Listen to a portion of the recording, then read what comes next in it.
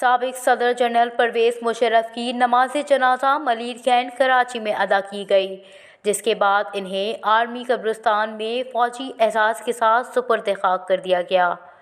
Security کے سخت انتظامات کیے گئے تھے۔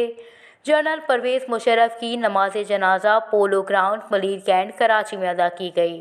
نماز جنازہ میں joint chief of staff committee general Sahir Shamshad, سابق army chief general retire Qamar Javed Bajwa اور جنرل ریٹائر اشفاق پرویز کیانی سمیت کئی ریٹائرز اور حاضر سروس افسران نے شرکت کی۔ نماز جنازہ میں ایم کیو ایم کے رہنما ڈاکٹر خالد مقبول صدیقی، سید مصطفیٰ کمال، ڈاکٹر فاروق ستار اور فاروق نسیم سمیت دیگر سیاسی رہنما شریک ہوئے۔ برطانوی نیوز ایجنسی کے مطابق جنرل مشرف کے جسد خاکی کو پاکستانی پرچم میں لپیٹا گیا تھا۔ مسلم لیگ نون کے رہنما امیر مقام نے بھی مشرف کی نماز جنازہ میں شرکت کی۔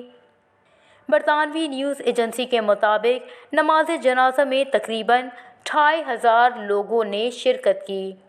سابق صدر جنرل پرویز مشرف 5 فروری کو دبئی میں انتقال کر گئے تھے۔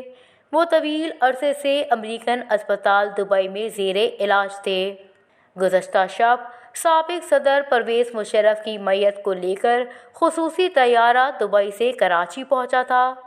خصوصی طیارے سے پرویز مشرف کی اہلیہ، بیٹی اور صاحبزادے بھی کراچی پہنچے تھے۔